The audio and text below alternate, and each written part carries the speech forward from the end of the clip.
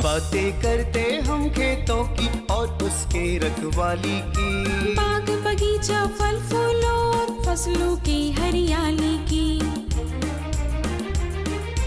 हम बीजों की बातें करते उत्तम जल संसाधन की, हम तकनीकी बातें करते फसलों के उत्पादन की। हर किसान का सपना सच हो जीवन सुखद बनाने को, गाँव-गाँव के हर आंगन का प्यारा सा ये दर्शन। कृषि दर्शन, कृषि दर्शन, कृषि दर्शन, कृषि दर्शन, कृषि दर्शन, कृषि दर्शन, कृषि दर्शन, कृषि दर्शन। नमस्कार, जोहार। मैं नमिता आप सभी किसान भाई बहनों का स्वागत करती हूं आपके अपने कार्यक्रम कृषि दर्शन में। कृषि से जुड़ी ढेरों बातें आपके साथ करेंगे। चलिए सबसे पहले देखते हैं कृषि समाचार। नमस्कार, कृषि समाचार में आपका स्वागत है। मैं हूं शशि। आइए देखते हैं आज कृषि समाचार में क्या है खास। प्रगतिशील दूध उत्पादक विभिन्न अवयवों की स्थापना के लिए ले सकते हैं 50% अनुदान। मधुमक्खी पालन योजना के तहत अनुदान पर ले सकते हैं कई सुविधाओं का लाभ। लत्तेदार फ्रेंच बीन के बेहतर उत्पादन के लिए लगाएं उन्नत प्रभेद बिरसा प्रिया। अब समाचार विस्तार से। झारखंड के विभिन्न जिलों में प्रगतिशील दूध उत्पादकों और डेयरी उद्यमियों को 50% अनुदान पर कई सुविधाएं उपलब्ध कराई जा रही हैं। इसमें मिल्किंग मशीन, पनीर एवं khoa making unit, vermicompost unit, deep boring और काऊ मैट की स्थापना पर सरकार 50% अनुदान देगी। इस योजना से लाभ लेने के लिए अपने जिला के जिला गव्य विकास कार्यालय में आवेदन दे सकते हैं। राज्य के कई जिलों में मधुमक्खी पालन योजना चलाई जा रही है।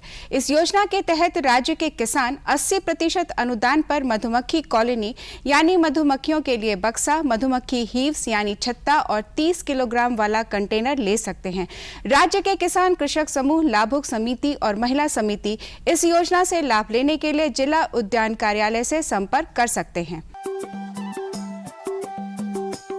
गौपालक भाइयों, गर्मी के मौसम में गाभिन गायों को गर्मी के दुष्प्रभाव से बचाने पर विशेष ध्यान दें। इसके लिए गर्मी मौसम के अनुकूल आवास और आहार प्रबंधन करें। गायों को पर्याप्त फैलाव वाले स्थान पर रखने का इंतजाम करें। आवास को ठंडा रखने का प्रयास करें, जबकि आहार में 15 से 20% कार्बोहाइड्रेट युक्त अनाज का दाना बढ़ा दें। जी हाँ किसान भाइयों, जो गाय इस समय पे जो प्रेगनेंसी में चल रही हैं, विशेष करके अगर आप 6वां महीना पार कर गया है तो वह काफ़ी तनाव पे रहती हैं और गर्मी से लड़ने में उनको काफ़ी दिक्कत आती है। तो उनको पहला ध्यान रखें, उसको रहने के लिए काफ़ी अच्छा एक जगह दें जिससे कि बहुत ज़्यादा परेशानी पे न रहें, आसानी से वो घूम फिर सकें। साथ साथ उसके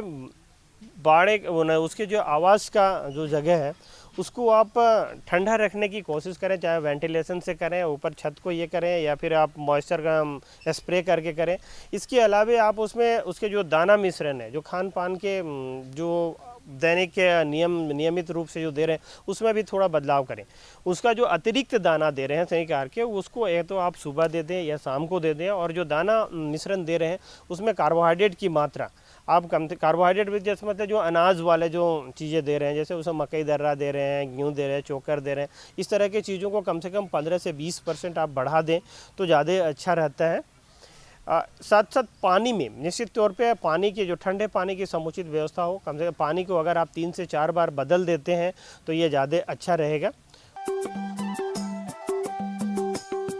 किसान भाइयों, लत्तेदार फ्रेंच बीन की खेती के लिए मई से जून तक फसल लगा सकते हैं। झारखंड में लत्तेदार फ्रेंच बीन के बेहतर उत्पादन के लिए उन्नत प्रभेद केतकी वंडर, बिरसा प्रिया या स्वर्णलता लगाएं। लत्तेदार फ्रेंच बीन की खेती के लिए अच्छी जल निकास वाली बालुई दोमट मिट्टी वाले खेत का चयन करें। मिट्टी यदि अम्लीय हो तो 1 महीना पहले चूने का भुरकाव करें। लत्तेदार फ्रेंच बीन की बुआई में 25 से 30 किलोग्राम बीज प्रति हेक्टेयर की दर से लगाएं। इसमें कतारों के बीच 75 सेंटीमीटर और पौधों के बीच 15 सेंटीमीटर की दूरी रखें। लत्तेदार फ्रेंच बीन के बेहतर उत्पादन के लिए उन्नत प्रभेद केतकी वंडर, बिरसा प्रिया या स्वर्णलता लगाएं। इनकी उत्पादन क्षमता 125 से 150 क्विंटल प्रति हेक्टेयर है। राज्य के जो किसान ऊपरी जमीन में सब्जी, दलहन या किसी और फसल की खेती कर रहे हैं, वे निकौनी का काम करने के लिए कृषि उपकरण व्हील हो की मदद ले सकते हैं। व्हील हो की कार्यक्षमता 18 से 20 डिसमिल प्रतिदिन है। आज हम जानेंगे लतेदार सब्जी फसलों में बगैर रासायनिक दवा के कैसे कीट नियंत्रण करें। इस मौसम में लतेदार सब्जी फसलों में कई कीटों के हमले का खतरा रहता है। किसान भाई इन कीटों के रोकथाम के लिए 3 फेरोमोन ट्रैप प्रति एकड़ की दर से लगाएं। ध्यान रहे हर 20 से 25 दिन के अंतराल पर ये ट्रैप बदलते रहें। और अब एक नजर राज्य के 5 प्रमुख शहरों के मौसम के मिजाज पर। आज राज्य के 5 प्रमुख नगरों के अधिकतम और न्यूनतम तापमान कुछ इस प्रकार दर्ज किए गए। रांची का अधिकतम तापमान 34 डिग्री सेल्सियस और न्यूनतम 20 डिग्री सेल्सियस। जमशेदपुर का अधिकतम तापमान 37 डिग्री सेल्सियस और न्यूनतम 22 डिग्री सेल्सियस। मेदिनीनगर का अधिकतम तापमान 39 डिग्री सेल्सियस और न्यूनतम 19 डिग्री सेल्सियस। देवघर का अधिकतम तापमान 39 डिग्री सेल्सियस और न्यूनतम 22 डिग्री सेल्सियस। धनबाद का अधिकतम तापमान 36 डिग्री सेल्सियस और न्यूनतम 21 डिग्री सेल्सियस दर्ज किया गया।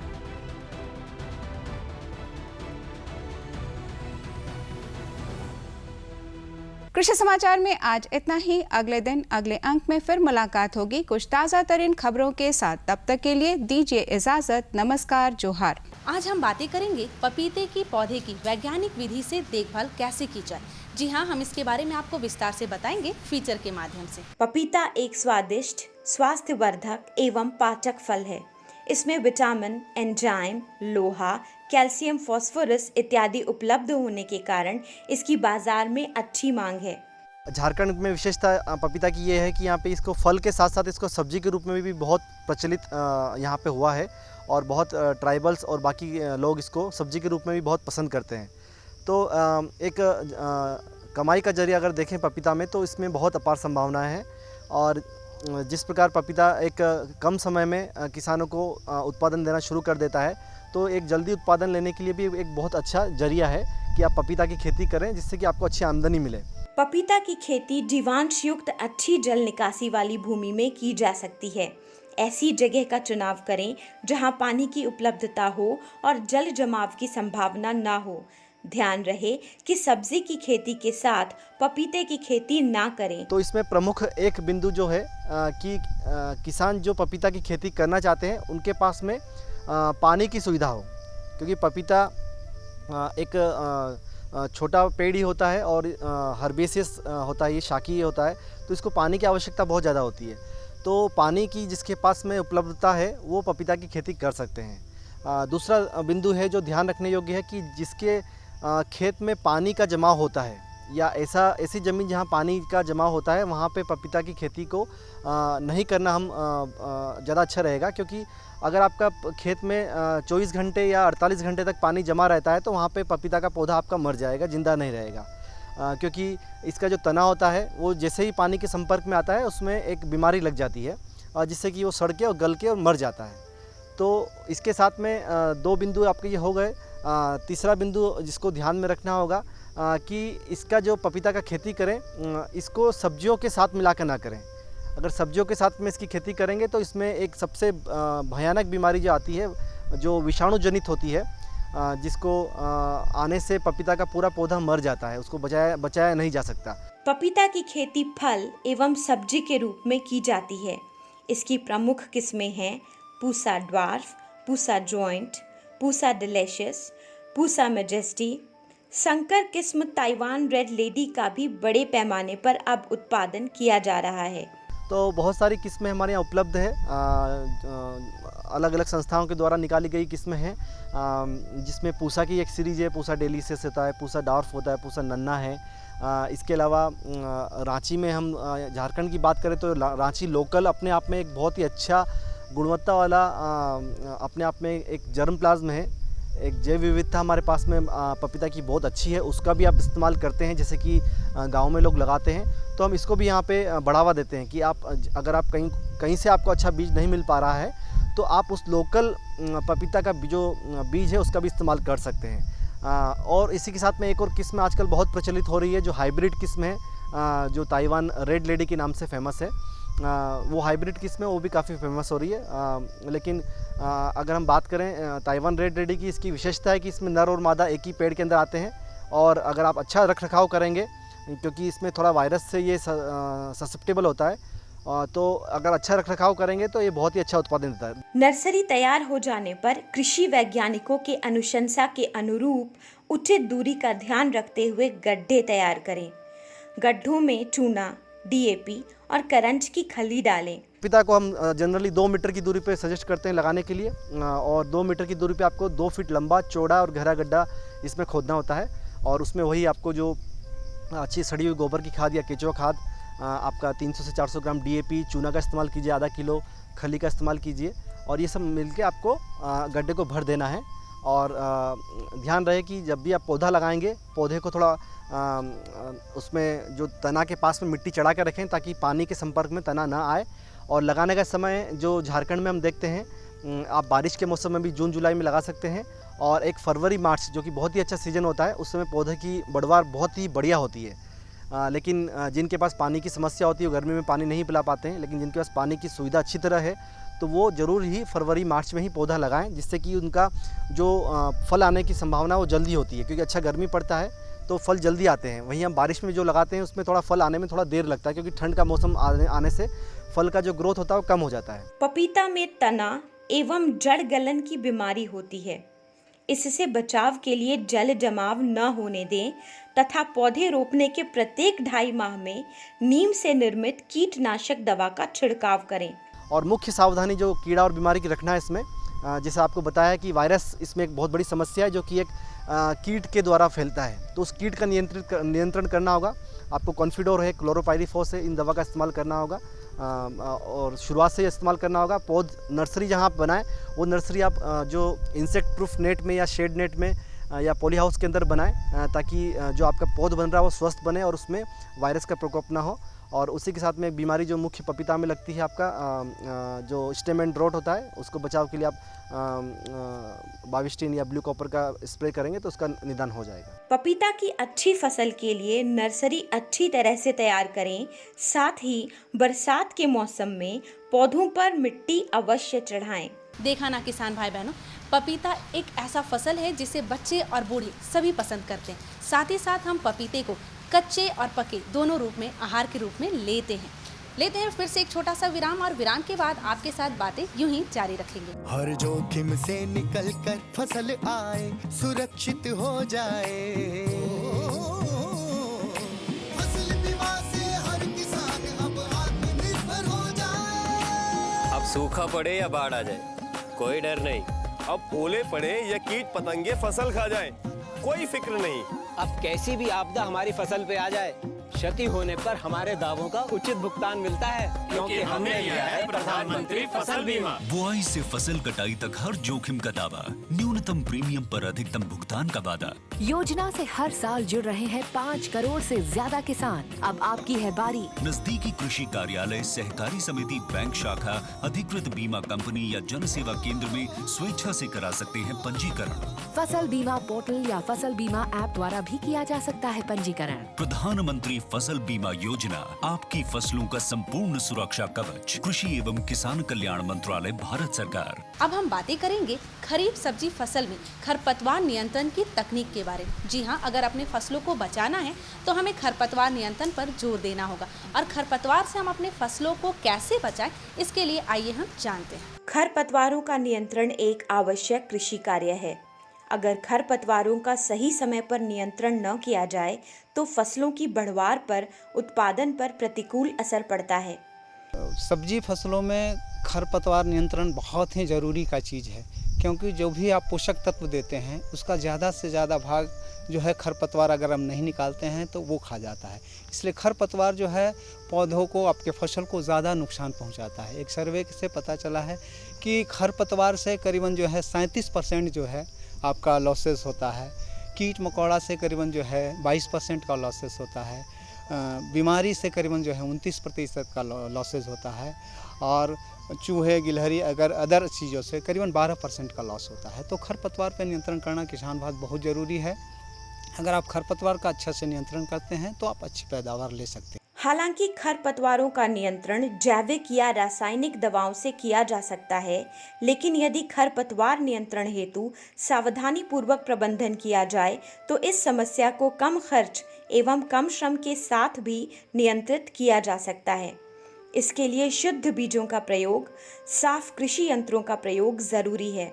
इसके लिए सबसे पहला उपाय है कि आप प्रिवेंटिव जो है आप मैनेजमेंट कीजिए, वीड मैनेजमेंट कीजिए। मतलब सावधानी बरत के जो है आप खरपतवार में नियंत्रण कर सकते हैं। उसका पहला तरीका है कि आप शुद्ध साफ सुथरा बीज का प्रयोग करें, क्योंकि ज़्यादातर बीज के साथ जो है आपको खरपतवार के बीज आ जाते हैं और जब खेत में लग जाते हैं तो वो पौधे के पोषक तत्वों को चूसने लगते हैं। तो आप सावधानी बरतें कि जो है साफ़ सुथरा बीज का प्रयोग करें। दूसरा है कि जो खेत में जो प्रयोग होने वाले इम्प्लीमेंट्स हैं, जो आप डिस्प्लाउ वगैरह है, उसको जो है साफ़ कर लें, उसके बाद जुताई का कार्य करें, क्योंकि उसके साथ भी जो है बहुत सारे वीड आ जाते हैं, बहुत सारे खरपतवार आ जाते हैं और वो जो है पौधों को नुकसान पहुँचाते हैं। तीसरा चीज़ है कि आपको जो है जो खरपतवार का जो है निकाई गुड़ाई का काम जो है वो जो है वेजिटेबल स्टेज में करें।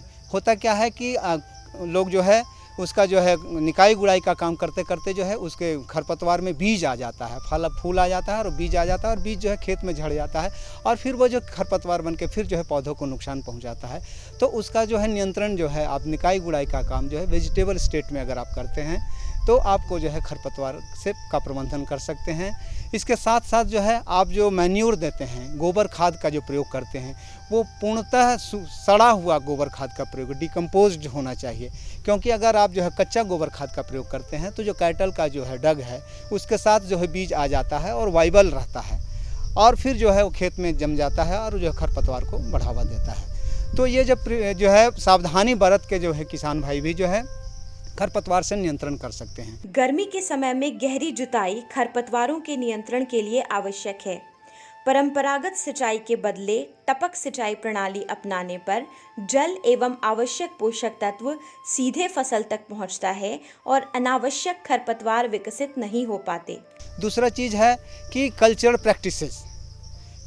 प्रैक्टिसेस करके जो है, जैसे आप जो है लैंड प्रिपरेशन करते हैं तो आप गर्मी के मौसम में गहरी जुताई करें, डिस्प्लाउ से जुताई करें, उसके बाद हैरो से जुताई करें, उसके बाद जो है रोटावेटर चलाएं, ताकि जो जितने भी जो आपका खरपतवार के गांठ हैं वो जो है कट के सूख जाए और वो हो जाए। उससे जो है आपको खरपतवार का नियंत्रण कर सकते हैं।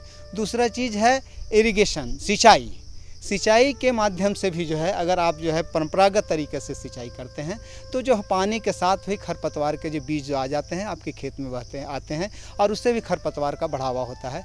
तो अगर आप ड्रिप इरिगेशन, टपक सिंचाई विधि का अगर प्रयोग करते हैं तो जो है पौधे के जड़ के पास साफ पानी गिरेगा और उससे जो है आपका जो है खरपतवार जो है नहीं आएगा। खरपतवारों के नियंत्रण में मल्चिंग की खास भूमिका होती है।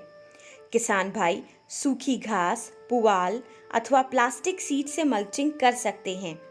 मल्चिंग करने पर खरपतवारों तक सूर्य की रोशनी नहीं पहुंच पाती है और स्वतः ही उनका नियंत्रण हो जाता है। तो आजकल जो है प्लास्टिक से जो है हम लोग मल्च करते हैं। प्लास्टिक मल्च में हम करते क्या है, ये जो प्लास्टिक मल्च होता है साधारण प्लास्टिक नहीं होता है, ये बाई कलर होता है। इसमें एक भाग काला होता है, एक भाग जो है सिल्वर कलर का होता है। जब आप उसका मल्चिंग खेत में मल्चिंग करते हैं तो आप जो है मेड़ बना लीजिए, करीबन जो है 80 सेंटीमीटर चौड़ा मेड़ बना दीजिए और करीबन 12 से 15 सेंटीमीटर ऊंचा कर लीजिए और उसको जो है प्लास्टिक से ढकें। ढकने के बाद समय किसान भाई ध्यान देंगे कि उसका काला वाला भाग जो है वो अंदर रखें और सिल्वर कलर का जो सफ़ेद वाला भाग है उसको ऊपर रखें। और जहाँ जहाँ आपको पौध लगाना है या बीज लगाना है वहीं जो है प्लास्टिक को काटें। इससे क्या होता है कि बाकी सारा जो है मिट्टी, जितना भी जो मेड़ का हिस्सा है वो जो है प्लास्टिक से ढका हुआ रहता है। ढका रहने के चलते क्या है कि वहाँ पे भी वीड आता है, लेकिन चूंकि काला वाला भाग अंदर रहता है तो जो भी पौधा है वो अपना भोजन जो है सूर्य की रोशनी में बनाता है। तो जो वीड है, जो खरपतवार है, उसको जो है सूर्य का रोशनी नहीं मिल पाता है, जिसके चलते जो है वो अपना भोजन नहीं बना पाता है और सारा का सारा खरपतवार जो है वहीं पे मर जाता है। और जो है आप जितना भी पोषक तत्व जो है वो जो दे रहे हैं वो पूरा का पूरा जो है फसल को मिल पाता है। तो इस तरह जो है आप जो है प्लास्टिक मल्चिंग का प्रयोग अगर आप किसान भाई करते हैं तो आप जो है अच्छी पैदावार ले सकते हैं और खरपतवार पर नियंत्रण कर सकते हैं। खेत तैयार करते वक्त गहरी जुताई करने पर सौर्यीकरण से खरपतवार और कीड़े मकोड़े नष्ट हो जाते हैं। किसान भाइयों, जब आप खेत की तैयारी कर रहे हैं तो आप जो है ग्रीष्मकालीन में करीबन अप्रैल मई के महीना में जो है आप खेत की काफ़ी गहरी जुताई करें, डिस्प्लाउ से जुताई करें और जुताई के उपरांत जो है उसको जो है छोड़ दें, ताकि जो है सोलराइजेशन से, सूरज की रोशनी से जो है जितना जो है खरपतवार के जो गांठ हैं या कीट मकोड़े हैं वो भी मर जाएंगे और उससे जो है आपका खरपतवार बहुत हद तक जो है नियंत्रित हो सकता है।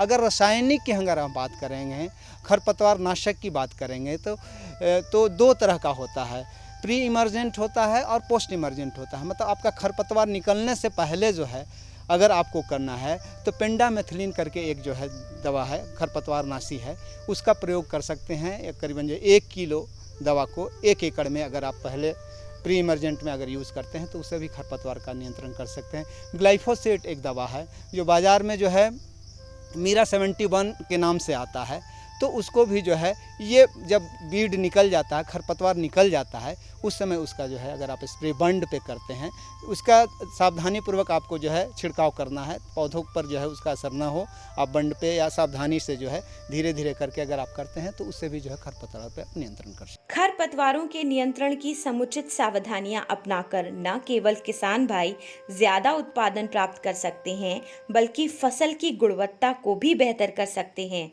देखा ना किसान भाई बहनों, छोटी छोटी तकनीक अगर हम अपनाएंगे तो अपने फसलों को बचा पाएंगे और उसकी पैदावार भी बढ़ाएंगे।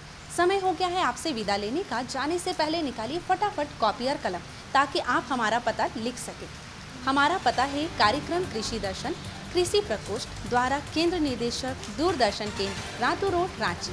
पिन संख्या 834001। जाते जाते आपको ये भी कहूँगी कि आप कृषि दर्शन के हर अंक को कभी भी कहीं भी देख सकते हैं अपने मोबाइल पे। जी हाँ, फेसबुक, ट्विटर और यूट्यूब के माध्यम से। हमें इजाज़त दीजिए ताकि अगले अंक में फिर से ऐसी नई नई जानकारी के साथ आपसे बातें कर पाऊँ। तब तक के लिए दीजिए इजाज़त। नमस्कार, जोहार।